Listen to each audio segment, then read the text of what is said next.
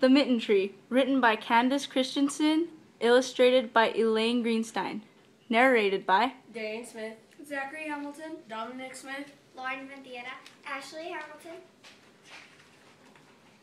At the end of a long lane, in a tidy little house, old Sarah lived alone. Her children had grown up and moved away, but Sarah still remembered the mornings when she walked with them to the blue spruce tree where they waited for the school bus. Now, each morning, she opened her shutters and watched for new children to arrive. Every chilly morning, Sarah pulled on her warm coat and started down the lane. As she walked past the children on their way to the mailbox, she wished they would smile or wave.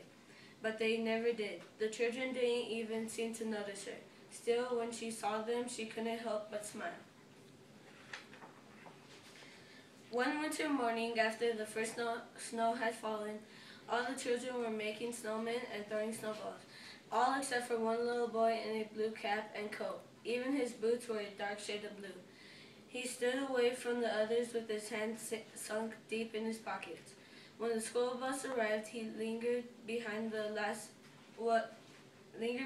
was the last in line. As Sarah watched the little boy climb into the bus, she could see one thing. He had no mittens.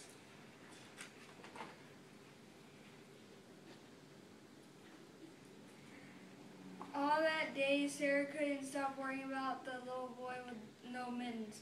Late in the afternoon, as the sky grew dark, Sarah dug through the basket of yarn scraps she had saved for many years. She found her needles and 4 shades of blue wool. Then Sarah began to knit. Sarah worked late into the night. When the sun began to rise, she hurried to the bus stop and hung the mittens on the old blue spruce tree. From behind the hedge, Sarah watched. The little boy was the first to arrive. He saw the mittens. He reached up and tried them on. They fit. With a big smile, he made a perfect snowball and threw it high into the winter sky.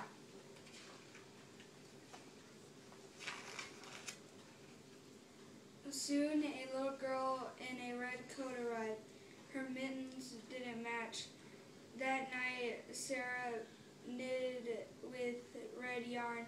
Every day now, as Sarah went to the mailbox, she watched for the children without mittens.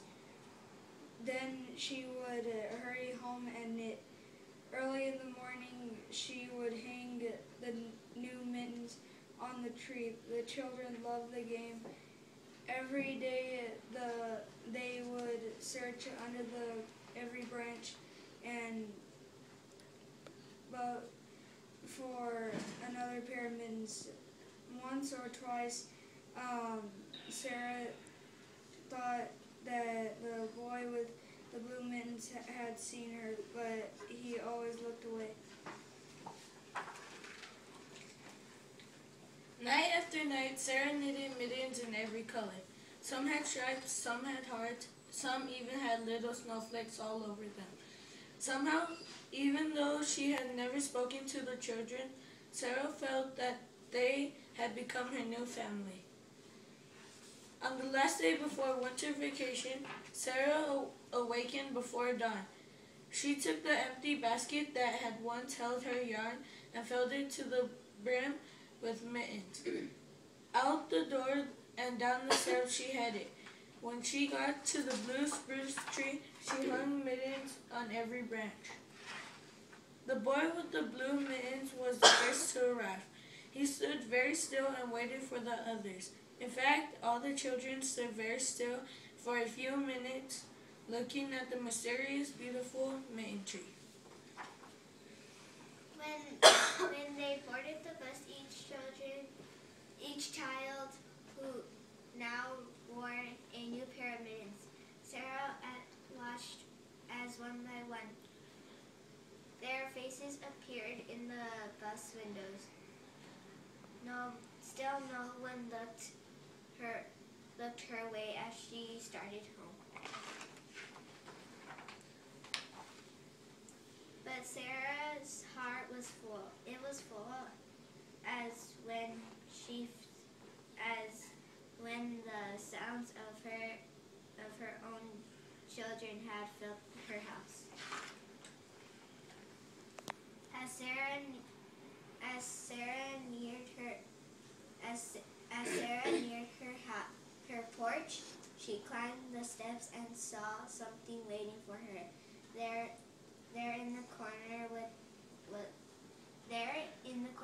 was a basket woven and with thick brown vines and decorated with a large white bowl. There were balls and balls of beautiful colored yarn.